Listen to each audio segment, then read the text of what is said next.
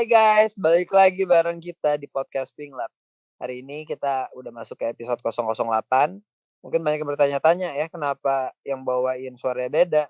Ya jelas sih, karena orangnya beda yang pasti. Iya, hari ini gue dapet kesempatan. Oh iya, gue Fajar, kebetulan biasanya ngisi, tapi sekarang gue punya kesempatan untuk jadi host karena gantiin teman kita yang lagi pergi ke Spanyol. Host yang biasanya jadi host ini ada namanya Cito, dia lagi ke Spanyol kayaknya. Tapi tetap aja sama aja kok. Kita formasinya masih sama, masih ada Coach Aldi di sini. Yo. Halo Di, apa kabar?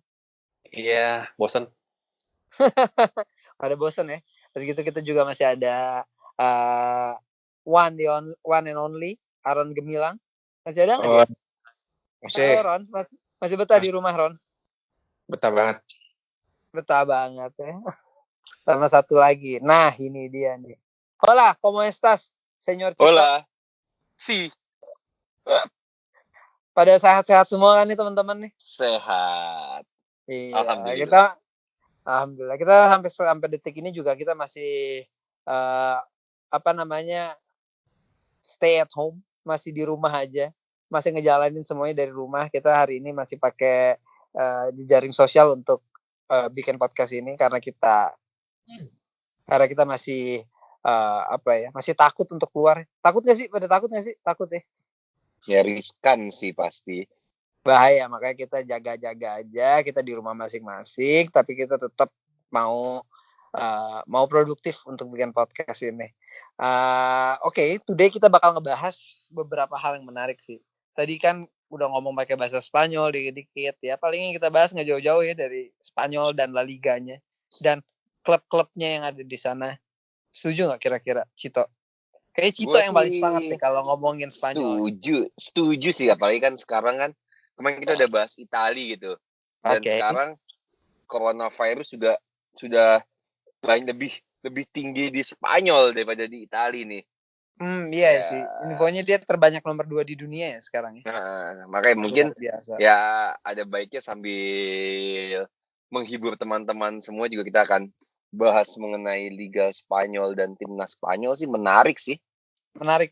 Oh, gue punya banyak materi sih untuk membahas sesuatu di Spanyol. Mungkin untuk pertama kita bahas tahu nih tim paling jago di Madrid apa tim nomor 2 yang jago di Madrid nih yang kita mau bahas pertama nih. Jadi mau bahas Real Madrid apa mau bahas Real Madrid Kasia nih? Atletico nggak dianggap gitu ya? Atletico cukup. Tapi gue jujur aja gue lagi interest banget sama yang namanya Real Madrid dan pemain mudanya. Itu hal yang sangat menarik dan salah satu highlight di jagat sepak bola Eropa pada ya lately sih ya. Kayak contoh Madrid kan punya banyak banget ya stok pemain muda. Ini yang hal yang baru menurut gue untuk gue ngelihat Madrid yang biasanya beli pemain jadi, tapi sekarang mereka lebih percaya sama pemain-pemain muda. Contoh dia punya Rodrigo, dia punya Federico Valverde, dia punya siapa back kirinya? Varane, Mendy ya? Wingernya juga Vinicius tuh. Iya, Vinicius. Enggak, back kirinya Ferland Mendy kan? Benjamin Ferland Mendy. Oke. Banyak banget sama pemain mudanya Madrid yang dipinjemin juga masih banyak banget yang gue tahu. Masih ada Kubo, masih ada Lunin kipernya, masih ada Achraf Hakimi, masih ada siapa lagi tuh bisa disebutin nggak tuh? Banyak sih, sekarang Madrid itu memang sedang giat untuk mendatangkan pemain muda yang terbaru kan dia habis beli Reiner juga kan. Lagi-lagi dia dari Brazil dibeli dari Flamengo dengan usia masih 18 tahun gitu. Memang nih sekarang Madrid yang saat ini sih memang berbeda sih. Kita bisa menyebutnya ini adalah Los Galacticos jilid 3 dengan perubahan pendekatan. Kalau kita tahu kan pasti Madrid beli jadi kan. Kita beli jadi ada Luis Figo di jilid 1, Zidane di jilid 2, ada Cristiano Ronaldo, ada Benzema. Mungkin Madrid kurang lebih ada terinspirasi dengan Barcelona yang membangun tim dari saat muda. Tapi memang Madrid punya beberapa pertimbangan pasti kan. Karena ketika membangun seorang dari muda adalah kedalaman kedalaman timnya dan perkenalannya dia antara satu pemain dengan pemain akan lebih dalam karena memang sudah dari muda main bersama, nggak tiba-tiba pemain bintang masuk dan main, tetap kan beda. Karena kalau misalnya kita melihat, kita ambil contoh Madrid ketika mendatangkan pemain-pemain bintang itu kan nggak langsung pas kan, pasti ada kendala adaptasi. Ya kita ambil contoh lah, pemain sekaliber Eden Hazard aja musim ini bisa dibilang kurang turut andil mengambil peran yang besar di Real Madrid ya. Karena kegendutan kan? Iya, dia kayak El Gordo, Ronaldo kan. Nah, tapi Madrid emang banyak pertimbangan. Tapi emang pembelian ini juga menurut gua juga ini sebuah perjudian. Kalau kita lihat ya, dia mendatangkan pemain-pemain yang masih muda. Yang dua pemain yang sekarang cukup dikenal adalah Rodrigo Goes sama Vinicius Junior. Dia membelinya pun dengan harga yang mahal. Rodrigo dengan harga 50 juta dan Vinicius dengan harga 45. Untuk pemain muda, pemain yang belum berpengalaman, pemain yang datang dari antah berantah main di klub sekaliber Real Madrid itu betul-betul mahal sekali. Cuman perjudiannya memang tinggi. Tapi ketika pemain itu sudah dihargai semahal itu waktu muda, berarti memang sebetulnya pemain-pemain ini punya kualitas. Bagaimana mereka bisa cepat beradaptasi dengan tim untuk memberikan impact yang sangat bagus. Sedangkan kita berbicara, mereka ini kan bukan main di tim ecek-ecek ya, mereka bermain di Real Madrid gitu. Dimana yang dituntut adalah bukan hanya bermain cantik, tapi juga sebuah gelar gitu. Dan bukan sebuah bahkan, seluruh gelar yang diadakan harus didapatkan. Tekanan dari pendukung itu sangat berat. Jadi memang pemain muda ini mungkin positifnya adalah usia yang muda, harga yang masih terjangkau oleh Real Madrid. Itu memang sangat menguntungkan. Namun ya negatifnya bisa kita lihat dengan pemain muda seperti ini, dengan pengalaman yang masih minim, tekanan yang begitu besar, bukan tidak mungkin mereka tidak bisa mengembangkan permainannya. Kalau misalnya pada masih ingat Martin Odegaard itu kan dibeli dengan waktu usia masih muda banget ya. Ya, 16 tahun. Ya, akhirnya sekarang cuman dipinjamkan. Sekarang sudah berkembang ya, sedang bermain di Real Sociedad. Iya, Odegaard lagi jago-jagonya malah musim ini. Iya, tapi kan emang ya ketika dia masuk Madrid ya dia nggak mampu bersaing, akhirnya harus dipinjamkan sana sini. Dan sekarang memang Odegaard pemain bagus. Namun apakah nanti ketika dia kembali ke Madrid akan bermain bagus lagi? Kita tidak tahu. Kubo adalah pemain yang dikatakan mempunyai talenta permainan seperti Messi dan pernah bermain di Barcelona. Namun nanti apakah dia sanggup dengan tekanannya, apalagi dia sebagai seorang Asia gitu untuk membawa panji besar Real Madrid, apakah dia mampu? Itu menjadi suatu pertanyaan. Kalau gue sekarang itu kan kacamatanya seorang Madridista ya. Coba kalau gue mau dengar pendapatnya Coach Aldi nih. Menurut Coach Aldi, ini high risk nggak sih lo mempercayakan tim lo yang sekarang sama anak-anak muda yang belum punya pengalaman, dan most of them itu menurut gue experience main di European football scene itu kan masih minim sekali. Kalau itu ditambah tadi Cito udah mention demand-nya fans Madrid itu tuh banyak banget. Kalau bisa semua kompetisi yang ada di dunia ini semuanya harus dibawa pialanya ke Bernabeu. Menurut lo itu relevan nggak sih kebijakan Real Madrid yang sekarang ini sama realita mereka yang mereka lakukan gitu? Menurut gue sih itu tergantung lagi dari sisi kepemimpinan klubnya ya. Artinya tunggu. Gini aja, mungkin gue mau mempersimpel pertanyaan gue. If you were Zizou, lo percaya nggak? Lo bakal apa alasan lo untuk bisa percaya sama pemain-pemain muda? Ya itu tadi maksud gue, karena Zizou pun juga dia tidak kerja sendiri kan. Jadi dari atas pun dia pasti sudah ada arahan gitu. Artinya setiap awal musim kan klub ada meeting dengan apa istilahnya board of directors-nya untuk pasang target, terus segala macam, bahas jumlah transfer budget yang ada, terus mungkin apakah perlu jual pemain untuk beli pemain dan yang lain sebagainya, policy apa yang mau dia lakukan. Kalau gue sih ngelihatnya apa yang dilakukan Real Madrid sekarang ini memang bukan untuk apa ya, bukan untuk short term.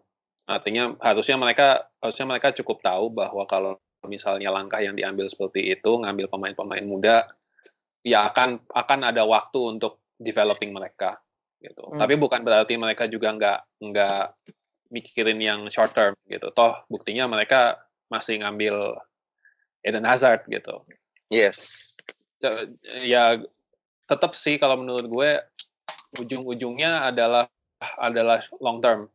Cuman perlu dipikirkan juga bahwa tim yang benar itu adalah mixture antara pemain muda sama pemain yang berpengalaman. Gitu. Jadi kalau buat gue he seems like want to try to strike the balance gitu. Artinya dia mau coba cari keseimbangan itu, cuman unfortunately dari sisi yang pemain yang lebih berpengalamannya lagi pada nggak perform semua gitu. Contohnya Yes. si Hazard yang apa ya, konteksnya apa sih, dia kegendutan apa gimana gitu deh. Jadi Ya belum bisa nyampe performanya lah ya kayak di Chelsea. Iya, artinya masalahnya kalau mau disebut spesifik masalahnya macam-macam gitu. Ya kalau dulu waktu zamannya Gareth Bale juga baru datang kan, he needs time to adjust gitu kan. So itu wajar sih kalau menurut gue. Cuman ya itu baliknya lagi seberapa lama mereka mau nunggu gitu. Kalau misalnya mereka yang buru-buru banget yang sekarang semua gelar mesti disikat habis, ya itu bukan langkah yang tepat gitu. Cuman ya kalau menurut gue sih mereka mau nunggu sih. Nah, pertanyaan selanjutnya, kalau menurut Aldi tadi, harapan demand fans Madrid sama realitasnya itu kayaknya agak kontradik ya dia. Iya banget. Iya kan, agak kontradik. Nah, terus lu gimana toh ngejawabnya, sebagai lu juga kan sebagai fans Madrid gitu. Lu willing Madrid nggak dapat La Liga musim ini, Madrid nggak dapat Champion musim ini? Udah rela, udah mulai ikhlas? Ya sebetulnya sih untuk sekelas fans Madrid juara itu bukan sudah suatu kewajiban ya. Jadi kalau dibilang nggak ikhlas ya pasti nggak ikhlas. Itu pun gue yakin mayoritas pun akan ngomong seperti itu. Cuman memang kita mendukung penuh ya, kalau gue pribadi sih gue mendukung penuh kebijakan dari boardnya Real Madrid saat ini untuk mencoba melalui jalan lain gitu. Ya mungkin memang resikonya kita nggak bisa menempuh hasil instan yang seperti biasa Madrid lakukan kan, menempuh jalur instan. Tapi mungkin dengan jalur seperti ini, mungkin setelah melewati badai yang panjang, misalnya nanti nggak juara lain-lain, bisa mendapatkan keutuhan tim yang lengkap seperti kita contoh Barcelona yang sempat punya tim yang kuat dan lama. Mungkin ya targetnya sih di situ. Jadi ya mohon bersabar, ini ujian aja ya. Iya sih, ini menarik nih ya. Jadi kesimpulannya, atau Aaron mau ngasih tambahan, Ron? Itu terlalu pesimis sih kalau buat gue. Ini buat gue Madrid udah bagus banget ya. Ini banyak investasi pemain muda yang di atas kertas mungkin orang pikir itu gambling atau apalah. Tapi Madrid masih nomor 2 gitu. Cuma kalah sekali kemarin, ya sempat kalahin Barca di Clasico. Dengan pemain mudanya, which is bagus banget. Ya walaupun setelah itu ya sempat kepleset lagi, tapi mereka masih nomor 2 gitu. Jadi ini polisi yang ya udah bekerja dengan baik banget sih untuk sekarang ini. Jadi kalau gue jadi fans Madrid, gue gak akan pesimis karena ini nomor 2 gitu loh, dan cuma beda berapa poin sama Barca. Dan misalnya kalau musim masih berlangsung, you never know what can happen kan gitu loh. Jadi ini dengan investasi pemain muda masih nomor 2 itu buat gue udah achievement sih. Kecuali gue menanggapi sih gue. Oke. Mau gue menanggapi, tapi ini kita berbicara tentang kait dengan Real Madrid gitu. Ya di Spanyol kalau memang nggak ada Barcelona, ya Madrid pasti dengan kondisi apapun ya, kondisinya Madrid adalah salah satu tim besar dan terbaik di Spanyol. Jadi peringkat 2 itu bukan pilihan sih. Pilihan di Madrid ya harus 1. Ya oke. Ya sekarang even dengan pemain siapapun ya. Sekarang kesimpulannya. Oke, gue udah punya kesimpulan atas kasus ini. Jadi kesimpulannya Real Madrid it's being Barcelona today and Barcelona being Real Madrid today. Setuju gak sih? Iya, setuju. Cuma kan yang paling bahaya itu bukan sebenarnya kebijakan klub masing-masing. Yang paling bahaya di Spanyol, especially Barca, untuk Barca dan Madrid itu ekspektasi fans. Iya, betul. Itu bisa mempengaruhi mental pemain juga. Makanya kalau misalnya kita bicara Barcelona atau Madrid kan sekalinya nggak juara itu udah langsung bulan-bulanan, makanya Bro, gampang ganti pelatih ya seperti itu. ini juga menarik nih bro. Gimana nih kalau misalkan nih sejago-jago Real Madrid kemarin nih, ya sejago-jago Real Madrid ya 4 tahun ke belakang lah, juara Champions League berturut-turut, punya pemain bagus segala macam. Tapi Real Madrid tuh belum pernah juara semusim 6 kali bro kayak Barcelona. Setuju nggak lo? Nah, setuju sih. Itu sih gila ya kalau misalnya gue mau bahas tuh, ya itu salah satu tim terbaik yang pernah ada di dunia sih. Sukaan mana nih waktu Barcelona? Kalau menurut Coach Aldi tuh pada itu waktu zamannya Pep ya Coach? Yes, tahun 2008 2009 itu. Faktor apa yang bisa buat Barcelona pada waktu itu bisa segila itu? Apakah itu tadi yang lo bilang gambaran ideal suatu tim? Muda dan pemain berpengalaman atau emang Pep Guardiolanya yang jago?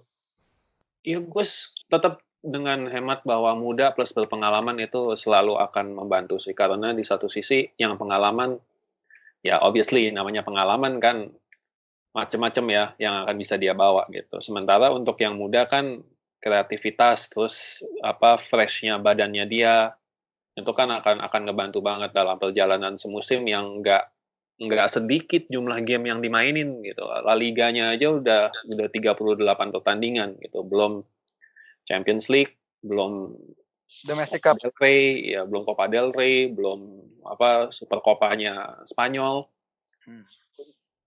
Bisa 50 lebih 60 pertandingan yang mereka harus jalanin dalam satu calendar year itu gitu. So, selain itu juga memang obviously squad depth-nya juga mesti bagus. Cuman kalau balik ke pertanyaan tadi, kalau menurut gue itu selain karena pemain berpengalaman yang juga bagus, itu waktu itu La Masia tuh lagi nggak tahu gimana hasilnya mereka tuh bagus-bagus semua. Pada waktu itu ada Busquets, Iniesta, Messi. Iya, Torres, ya lagi bagus-bagus semua. Bojan Kirkic, itu gila sih. Christian Theo kalau lo ingat. Iya. Jadi ya memang begitu gitu. Artinya nggak gampang untuk bikin rekor seperti itu yang bisa 6 kali juara dalam satu musim itu. Ya supporting sistemnya itu lagi klik aja semua somehow gitu, dan Pep-nya juga kebetulan pinter ya.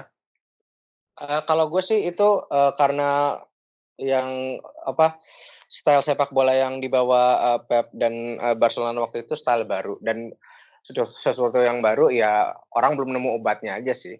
Of course ada itu kita lihat beberapa tahun kemudian Barca bisa dikalahkan oleh misalnya Inter, Bayern waktu itu.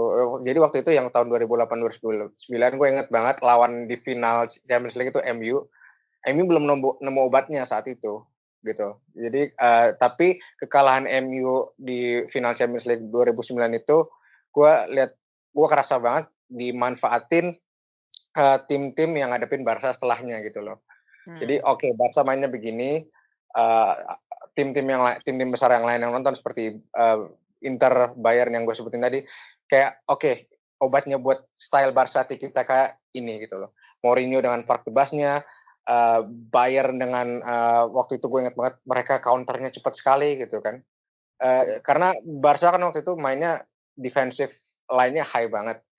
Sebenarnya kalau berani passing ke depan, counter dengan cepat bisa dikalahkan gitu. Dan Bayern emang ngalahin Barca waktu itu tahun berapa ya? 2000 pas Bayern juara kalau nggak salah. Pelatihnya juga 2010 2011 yang pas Inter juara. No, itu Inter juara kayaknya 2011-12 ya. Nggak yang 2011 kalau nggak salah itu. 10-11. Pokoknya 2012-13 kalau nggak salah tuh. Bayern ngalahin Barca di semifinal nggak salah, itu stylenya counter attacking banget. Si Robben sama Ribéry ngobrak-ngabrik pertahanan Barca dengan kecepatan itu mereka. Masih Pep pelatihnya? Pelatihnya seingat gue masih Pep, dan ya itu si Ribéry sama Robben masih prime-nya mereka. Terus pelatih Bayern Jupp Heynckes, ingat banget gue. Oh iya, yang treble kan, yang ngalahin Bayern final kan. Yes. Der Klassiker.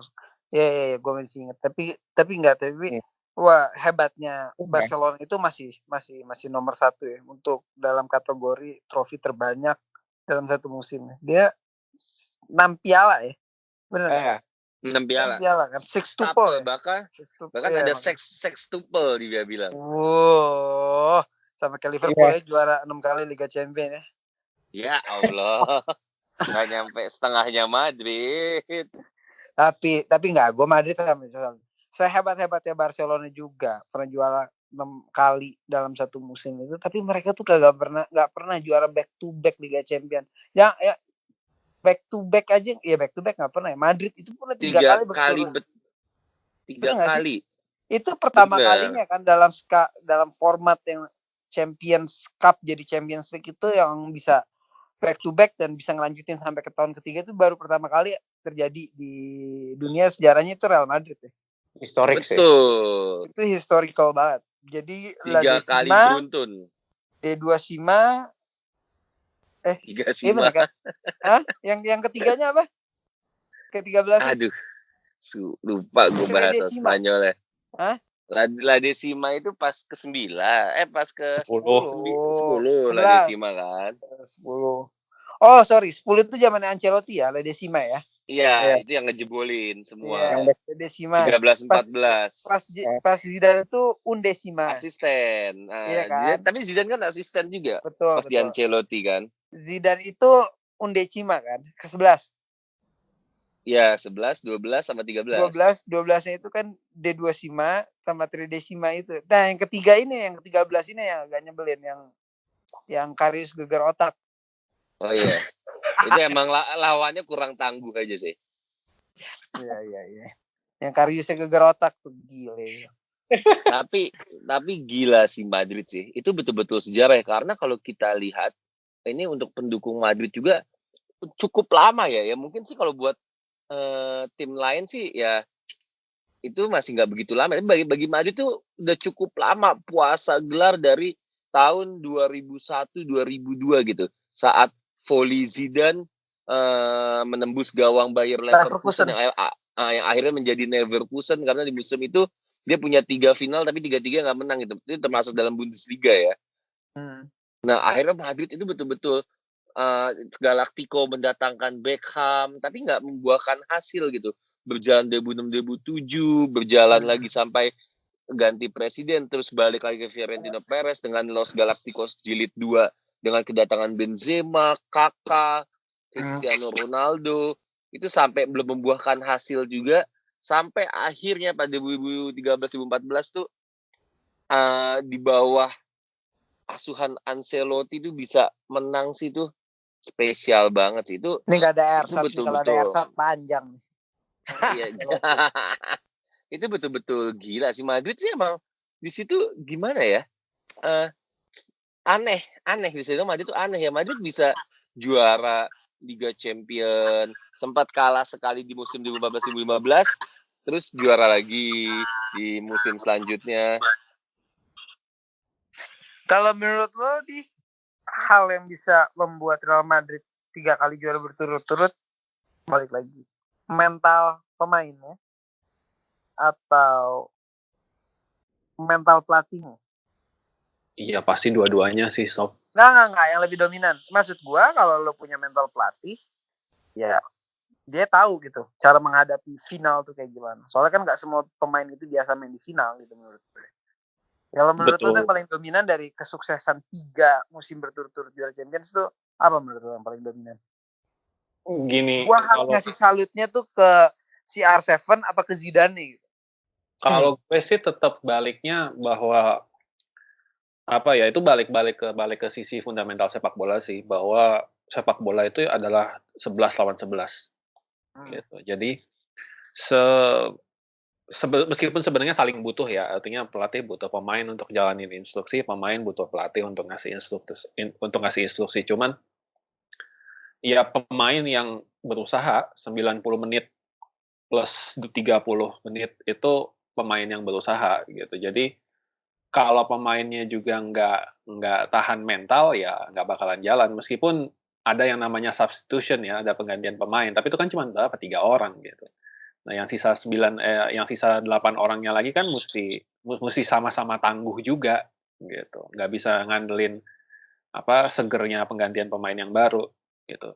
Tapi di sisi lain memang manajer pun juga mesti reaktif gitu. Reaktif maksudnya pada saat dia melihat si pertandingan ini jalannya ke arah mana, ya dia udah mesti mikir 3-4 langkah ke depan. Kalau misalnya ini gue ganti ke sini, apa mungkin gue mesti main wing play, atau mungkin ini gue tarik mundur sedikit dan sebagainya. Tapi tetap kalau kalau hemat gue sih tetap pemain yang lebih bertanggung jawab di lapangan sih. Hasil itu karena pemain, hasil itu bukan karena pelatih gitu. Bukan jarang ya, lebih kecil kemungkinan ada pergantian pemain dari seorang pelatih yang bisa memberikan hasil begitu begitu impactful. Kemarin Morata langsung golin. Ya, tapi kemudian berapa kali dia dilakukan seperti itu sampai bisa ngegolin gitu. Di Penggantian Origi langsung golin. Iya, penggantian pemain seperti itu tuh seberapa sering sih? Ya, Gitu. ini, maksudnya instant impact pemain tuh jarang ya kalau Betul, instant impact pemain itu jarang gitu. Unless memang makanya kenapa kita bilang Ronaldo sama Messi itu bukan pemain sepak bola bumi, karena ya mereka selain impact dari sisi skill dan technical qualities dan physical qualities mereka, efek ke pemain lain itu juga berpengaruh banget gitu. Let's just say lo jadi pemain Liverpool gitu. Terus kemudian lo tahu gitu bahwa Henry, your owner, decide to splash the cash untuk bawa CR7 ke Anfield. Lo jadi pemain, apa nggak semangat tuh dengernya? Iya sih, semangat kayak mau jadi temenan sama Ronaldo gitu kan. Kayak Bukan semangat jadi temen, enggak, cuman bayangin lah kayak lo begitu denger ada pemain jago gitu yang mau gabung sama klub lo gitu. Betul, semangat. Seenggaknya kalau gue setia Ronaldo pasti follower Instagram gue jutaan. Iya, Guys, semangat mereka. Gue paham tuh. Ada berita duka nih, baru banget. Ibunya yang kita bahas nih sesuai dengan topik nih. Ibunda dari Pep Guardiola meninggal dunia pada usia 82 tahun karena terkena coronavirus. Condolences. Deep condolences. Betul bisa sepas ini ya. Kita lagi bahas tiba-tiba ada berita duka cita tentang ibunda yang meninggal di Manresa, Barcelona. Gimana ya? Spanyol lagi parah banget sih memang itu. Iya, lagi pik-piknya mereka sekarang tuh. Ibunya Pep Guardiola ya? 82 tahun. Ya memang kalau usia udah rentan banget sih memang sih untuk disembuhkan ya. Nah, mungkin ini juga kesempatan untuk ngingetin para pendengar bahwa ini virus ini nggak main-main. Jadi if you can just stay home, please stay home. Jangan kemana-mana. Paling nggak bukan karena lo-nya yang takut kena, tapi jangan sampai orang lain jadi ikutan kena juga. Gara-gara kita. Iya sih, sebenarnya ya turut berduka lah buat Pep. Ya nanti, tapi itu berarti kalau meninggal corona sama ya, nggak boleh nganterin juga tuh ya? Enggak, soalnya gue Iya, harusnya sih enggak sih. Iya, ntar kita ngomongin lah itu, kita pasti bahas lah ya. Kita bahas yang harus kita bahas dulu, tapi yang pasti nanti berita duka sama konsentrasi dunia sekarang juga terhadap Spanyol juga pasti kita bahas di akhir. Ya mungkin nanti kita bahas dulu yang tadi kita bahas, gue sampai nggak konsen gitu loh, anjing. Iya, nggak, kalau yang soal itu nggak boleh. Tadi lu bilang apa, Jar? Nggak boleh ngantar. Tadi gue barusan ngomong sama Ersat kan sini. Sebenarnya kalau ini corona itu bukan Ebola gitu loh. Jadi kalau hostnya udah mati, yang penderita sudah mati, virusnya ikut mati juga, udah ikut meninggal juga gitu loh. Jadi oke lah, mungkin yang misalnya kalau kita orang Islam yang mandiin jenazah bolehlah, yang dokter atau spesialis gitu yang bisa melindungi diri dari corona. Cuman setelah itu ditaruh di masjid untuk disolatin oleh keluarga dan lain-lain, nggak apa-apa karena virusnya udah mati gitu loh. Ini bukan Ebola. Tapi nggak dilakukan juga kan di mana-mana. Soalnya ya karena tadi kalau kata Ersan, orang orang Indonesia khususnya belum teredukasi soal ini gitu loh.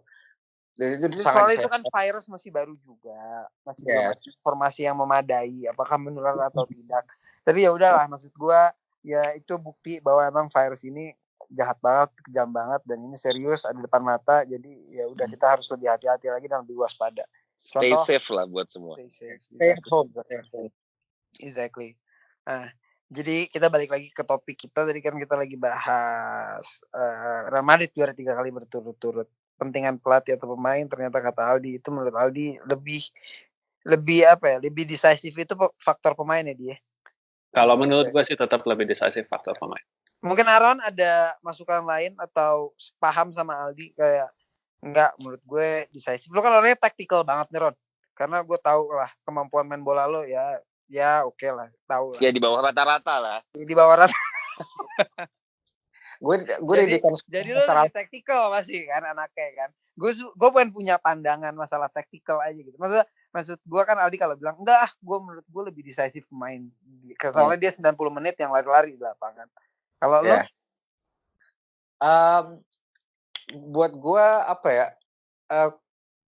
Pemain bagus tanpa leadership coach nggak bisa juga gitu loh. Jadi kita sempat apa ya? Kalau nggak salah waktu itu Barcelona atau Madrid gitu, salah satunya, gue lupa tahun berapa. Itu mereka sempat punya ada era di mana Madrid, lebih ke Madrid kayaknya. Pemainnya bagus banget, cuman hiring pelatihnya dipertanyakan gitu loh. Kok ini yang di-hire jadinya kayak sebelum 2008-2009 deh, yang pas masih Barca lagi jaya-jayanya, Madrid pemainnya bagus juga, tapi hiring pelatih tuh dipertanyakan banget gitu loh. Sampai menghancurkan chemistry Madrid lah dan lain-lain. Mungkin Cito ingat era ini. Jadi kalau buat gua pemain bagus, yes of course, perlu banget. Tapi kepemimpinan pelatih itu vital banget. Istilahnya pemain bagus tuh kayak jantungnya, kepemimpinan pelatih itu kayak otaknya gitu loh. Nggak bisa dipisahkan kalau buat gua sih. Nggak bisa dipisahkan. Berarti iya, tapi mungkin Cito ingat era ini. Kayak waktu itu kan Barca lagi jaya-jayanya. Madrid pemainnya bagus juga, nggak jelek. Cuman pelatihnya siapa itu? Beberapa kali. Pelatihnya dari Juade Ramos. Era itu yang gue. Pellegrini. Ya memang belum sampai datang Ancelotti ya memang belum ada. Sempat Jose Mourinho juga bisa mempersembahkan sampai di Liga aja. Liga dan Piala Copa del Rey dan Super Spanyol. Sejak Mourinho datang barulah Madrid bisa memberikan perlawanan. Yes, itu dia. Waktu itu ingat banget gue, Barca lagi jaya-jayanya, Madrid pemainnya nggak jelek gitu loh. Tapi ini masih ingat gue berita-berita di mana pemain pada protes pelatih lah, sampai ada rumor pengen pelatihnya diganti lah dan lain-lain. Itu era yang sangat disayangkan banget untuk Real Madrid waktu itu sih. Itu gue masih ingat walaupun gue bukan fans. Iya sih memang. Tapi untuk sambil merangkum ya, memang Madrid yang mempunyai kejayaannya sih lebih kepada mental kalau misalnya gue lihat ya. Mental bertanding di Liga Champion karena mau punya sejarah yang panjang. Atau kayak gini, atau mental pemain karena emblem klubnya sebagai. Ya itu mendukung. Tapi memang kalau dilihat cuman sebatas Liga Champion ya. Di Liga dia nggak menang. Jadi di Liga dia menang di musim 14-15 malah saat ketika dia nggak juara Liga Champion. Jadi ketika menang Liga Champion Madrid nggak pernah juara La Liga. Jadi memang sebetulnya mental yang terbentuk adalah mental kompetisi gugur. Kalau Liga kan beda kan. Liga kan satu musim panjang kan. Ini kan lebih kepada piala kan. Walaupun judulnya Liga ya, karena awal ada grup dan akhirnya ada mengerucut ke suatu pertandingan dengan sistem gugur ya. Mental di situ Madrid mungkin sudah matang dengan sejarahnya, dengan pemainnya, apalagi berturut-turut masuk final ya. Yes. Menghadapi Atletico, menghadapi Juventus, menghadapi Liverpool yang tim-tim seperti itu kan belum minim masuk final ya. Kayak Liverpool mungkin masuk final ya jarang. Juve, Atletico ya. Jadi memang dengan pengalamannya itu ya Madrid bisa ya, cuman ya bisa gue bilang ya mentalnya cuman sebatas mental Liga Champion, bukan mental keseluruhan ya. Beda sama Barcelona, pernah dapatkan waktu mereka meraih sextuple itu ya gila. Itu betul-betul semuanya disapu habis. Oke. Tapi menarik sih, Madrid itu kan emang selalu dia menghadirkan pemain-pemain kelas dunia, pemain-pemain world class player dan pelatih world class player. Selalu, it's always like that. Kombinasinya selalu begitu ya. Makanya dari tadi lo tuh selalu mention Los Galacticos. Itu istilah dari mana sih? Artinya apa? Artinya tuh Los Galacticos itu apa tuh sebenarnya? Sudah Los Galacticos itu adalah galaksi. Jadi pemain-pemain itu dikumpulkan dari berbagai macam galaksi. Ya era itu terbit ketika kedatangan Florentino Perez sebagai presiden El Real. Tiba-tiba dia mendatangkan kan janji dia dalam kampanye adalah mendatangkan Luis Figo. Galaksi kita tuh masih Milky Way. Ya. Emang ada yang didatengin dari Andromeda gitu? Nggak ada kan? ada yang didatengin dari Jupiter gitu aja. Oh gitu. Jadi itu menarik tuh. Perez itu pernah datang. Waktu itu datengin Zidane, datengin Zizou, datengin Figo, Beckham, etc. And then dia hengkang bentar, begitu kan abis itu Madrid beli yang kayak Graves dan segala macam kan. Carlos Diogo, pemain-pemain kurang inilah. Wesley Sneijder, terus si siapa? Arjen Robben, Rafael van der Vaart. Terus siapa tuh back kirinya yang Belanda juga tuh? Royston Drenthe. Nah, itu kan pas gitu Perez balik lagi. Membalikan marwahnya Real Madrid ya. Harus membalikan dengan lagi. Pemain kelas-kelas dunia dan pelatih kelas dunia. Berarti ada Los Galacticos. Karena Madrid itu bukan sekedar tim sepak bola. Madrid itu adalah tim sepak bola bisnis. Iya, global brand. Perekrutan pemain itu bukan hanya semata-mata untuk menaikkan prestasi tim, tapi juga untuk meraih laba yang sebesar-besarnya. Ntar gue kasih bukunya deh. Ada buku judulnya Real Madrid Way. Lu baca deh. Itu gue pikir buku tentang bola. Ternyata salah. Itu buku marketing. Ntar ya. Enggak, serius bro. Tapi memang kalau gue berbicara pengalaman ya, gue datang ke stadion Eropa, itu memang Real Madrid yang paling menjual ya. Misalnya di stadion lain itu ketika kita stadium tour itu kan biasanya kita punya ini kan, ada yang tour leadernya lah ya. Tapi kalau di Real Madrid tuh makin banyak yang hadir, mereka tuh nggak pakai tour leader. Jadi kita jalan udah diarahinnya jalan cuma mengikuti arah, nanti kita ada make handphone yang ada audionya yang bisa berbagai macam bahasa untuk menerangkan tanpa ada tour leader. Jadi makin banyak yang hadir untuk stadium tour dan makin cara tersebut bisa mendatangkan uang kan. Misalnya kita pakai tour leader harus 10 jalan kan mungkin nggak efektif ya. Jadi Real Madrid dengan sistem seperti itu semua orang bisa masuk dan masuknya pun relatif mahal ya, sampai 25 euro tuh. Luar biasa ini pengalamannya Cito. Thank you loh. Jadi memang udah dikasih tahu. Jadi gue mengurungkan niat gue ke sana karena pertama mahal dan Madrid juga, jadi ngapain sih? Kalau bayar mahal ke Barcelona ya nggak apa-apa lah ya. Malah rugi. Stadionnya bagusan Madrid loh. Ngomong-ngomong ini Barca nggak dibahas nih, Madrid pula dari tadi. Bosan ya? Tadi udah bahas kan sextuple ya. Barca juga banyak sih yang dibahas. Sextuple terus. Gue tuh Barca tuh yang main gue bahas cuma satu. Transfer pemainnya dia lately kok aneh-aneh ya bro ya. Ada yang bisa jelasin gak ke gue? Contoh. Ya yang agak kemarin deh lah. Kayak beli Arturo Vidal. Terus sempat Kevin Prince Boateng. Enggak, bukan Kevin Prince Boateng.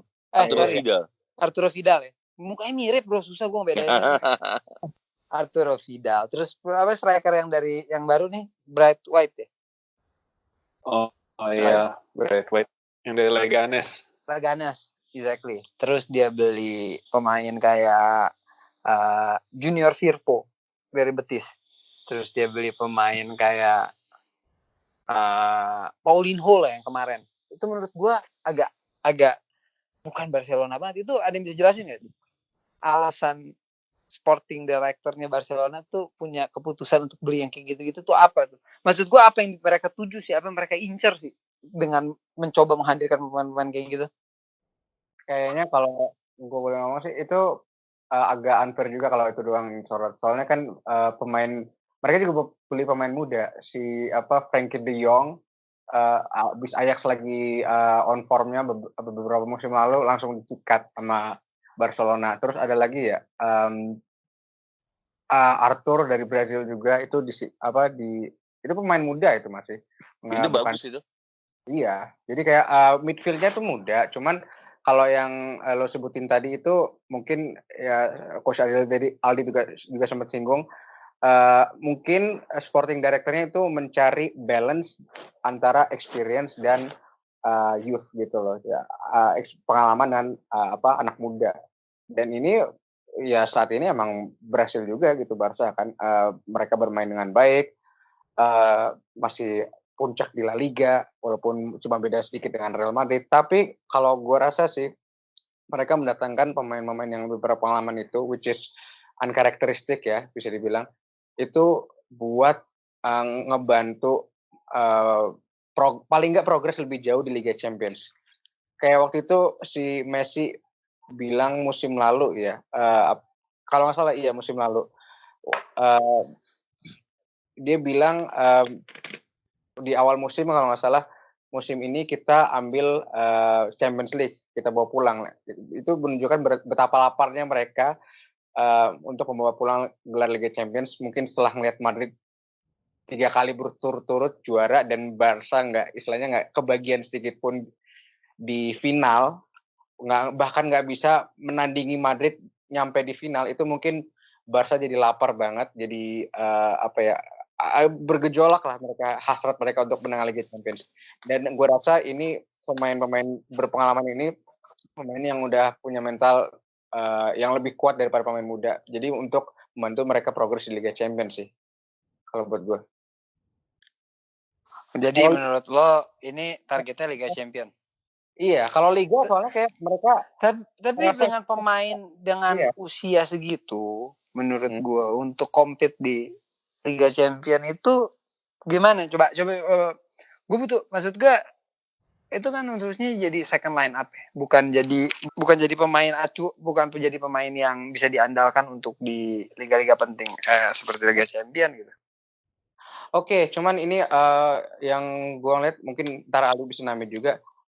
Ini gue juga ngeliat kadang di NBA kan nggak semua pemain yang udah berpengalaman misalnya 30 kali gitu, mereka nggak selalu starting, tapi mereka berperannya tuh di belakang layar gitu loh. Misalnya pas di training ground, misalnya mereka ada one on one session with pemain yang untuk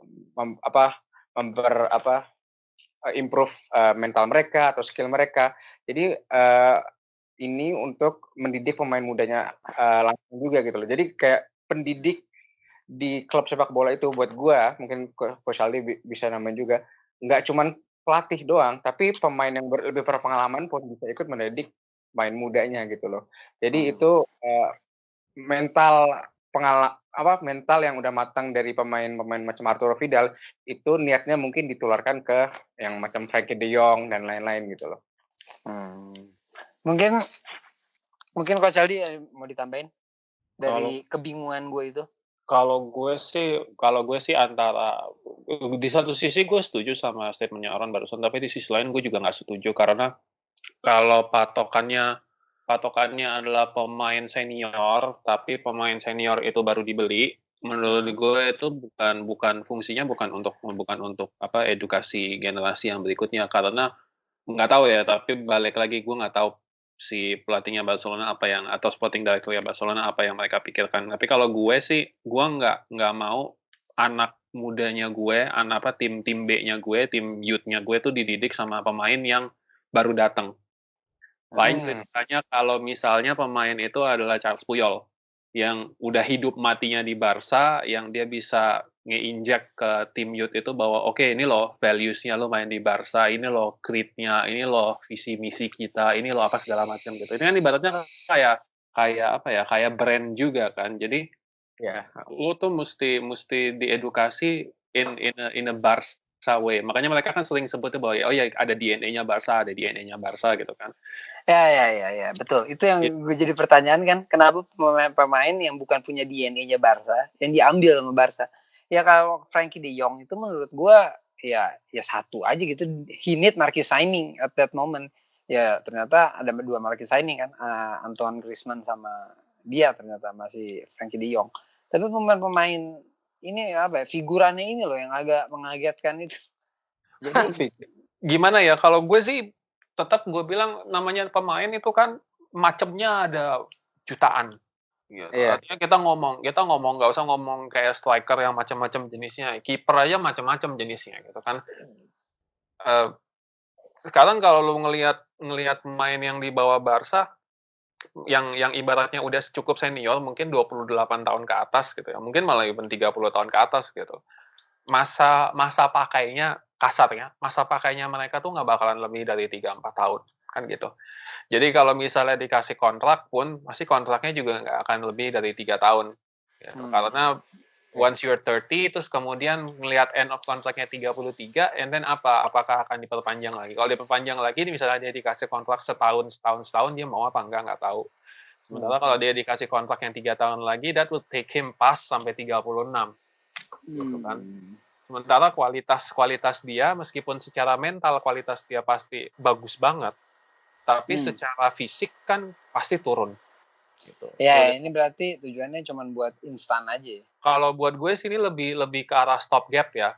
Artinya memang di satu sisi mungkin mereka ada kekurangan pemain yang macam itu.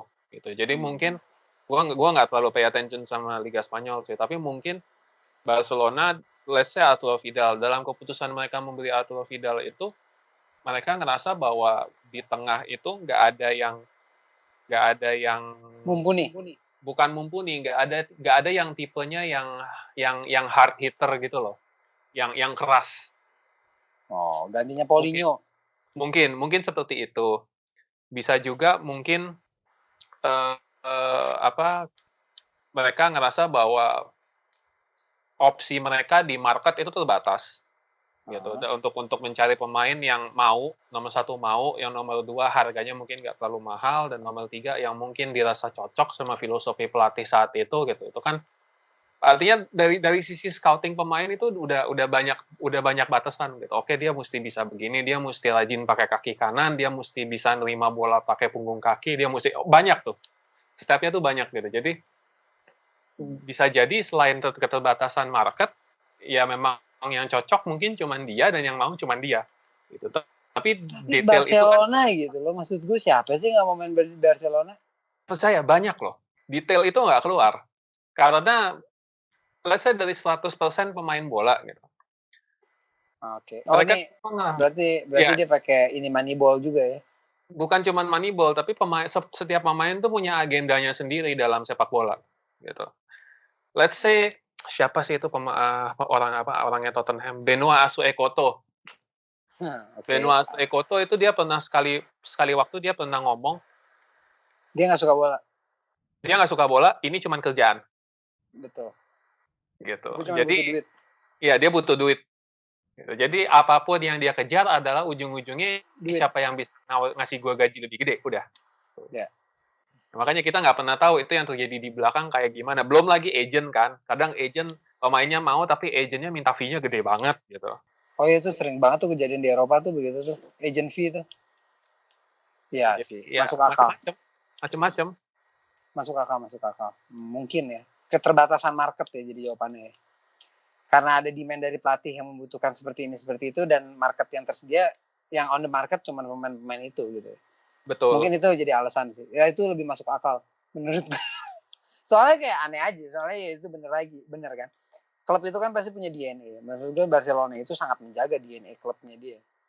Betul. Dan itu hal yang mengagetkan aja gitu. Dengan pemain-pemain yang kayak kemarin datang tuh kayak gue agak shock aja gitu. Kayak, lu beli Arturo Vidal? Lu beli...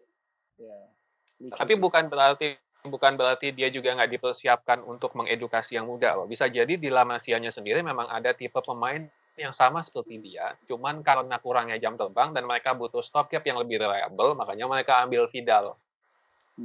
Gitu. Dengan harapan bahwa si Vidal ini bisa jadi stopgap yang cukup baik, di sisi lain dia juga bisa ngebantuin untuk nurunin ilmunya ke si anak muda ini, siapapun itu. Setelah dia 3 tahun kontrak itu habis, mungkin bahkan nggak sampai 3 tahun, mungkin 2 tahun kontrak itu habis, atau si pemain ini jadi lebih jago, ya ditukar. Sangat bijak tuh. Ya, menarik. Oke. Menarik ya, kita udah bahas Barcelona, kita bahas Real Madrid. Kayaknya nggak fair juga kalau kita nggak bahas timnasnya ya. Spanyol tuh menurut gue timnasnya juga oke juga. Iya nggak? Tapi Ya gimana? kayaknya Terus? waktu kita udah terbatas nih. Kita harus bikin Spanyol episode 2 nih. Oh, karena terlalu banyak ya Spanyol ya. Iya, ini masih terlalu luas. Mungkin kita harus bahas di next week nih karena udah Ya oke, gue sih panjang nih. boleh. Minggu depan kita bahas Spanyol lagi karena kita masih bisa bahas timnas Spanyol. Pas gitu kita bahas. Kita belum bahas Mudah-mudahan Atletico Madrid dan kita belum bahas Athletic Bilbao. Kita kemarin tadi cuma fokus di Barca dan Real Madrid, padahal masih banyak. Dan kita tim-tim belum besar. bahas Getafe, bro. Yes. Tim pinggiran Real Madrid, tim pinggiran di kota Madrid itu juga unik gitu. Kita bisa bahas Vallecano juga. Getafe sekarang nggak tinggi juga kan? Apakah dia tinggi sekarang? Peringkat 4, bos. Iya, dia di European qualifying kok. Oh, Dapat boleh spot. tuh kita bahas minggu depan. Itu perlu kita bahas banget sih menurut gua. Gua agak bingung Getafe, bro. Siapa pemainnya boleh. Ya nanti kita googling dulu lah. Ya wis lah kalau begitu kita sudahi dulu untuk sekarang karena mengingat waktu dan ya gue juga masih mau cari tahu dulu berita tentang ibunya Pep yang katanya baru wafat. Gue sedih banget sih dengarnya. Maksudnya ya kita cari tahu dulu semua infonya, nanti kita bahas di podcast kita di episode 009 ya. Betul. Paling enggak ngingetin lagi kalau bisa stay at home please, jangan kemana-mana. Gue agree banget sama pesan itu. Ya oke. Thank you guys yang udah dengerin dan jangan lupa follow Instagram kami, follow di Instagram @podcast Pinglab ya. Yoi. Sama di Spotify juga nanti kalau bisa di follow please, karena bisa ngasih masukan juga mungkin nanti di Instagram apa yang minta dibahas gitu. Kita baca terus kok, benar-benar kita baca semuanya kok. Jadi kalau ada teman-teman yang dengerin dan minta apapun yang mau dibahas dan menurut teman-teman bisa ngasih masukan untuk kita bahas, mudah-mudahan kita bisa mengakomodir untuk bahas, ya kan? Yoi. Kita ada di Apple Podcast, Google Podcast, dan itu dijelasin tuh. Gua lupa kita ininya on air di mana aja. Dan juga YouTube. By the way, kita udah worldwide loh. Kemarin gue lihat di statistik ada yang pendengar dari Australia, ada yang dari Belanda. So orang Australia bisa bahasa Indonesia dia. Kalau yang di Belanda teman gue itu. Oh yang di Belanda, oh yaudah nanti kita bikin episode ngebahas timnas Belanda. Ya absurd juga sih, ngebahas Virgil van Dijk. Yang benar namanya gimana sih? Van Dijk. Oh, oke. Soalnya gue pernah dengar katanya kalau Belanda itu kan ejaannya dibacanya letterlock ya. Jadi gue mikirnya selama ini Van Dijk dibacanya. Ternyata Van Dijk ya. Van Dijk. Oke deh kalau begitu. Thank you guys. Selamat malam dan selamat beraktivitas. Bukan selamat malam ya. Selamat menjalankan aktivitas kembali. Thank you guys.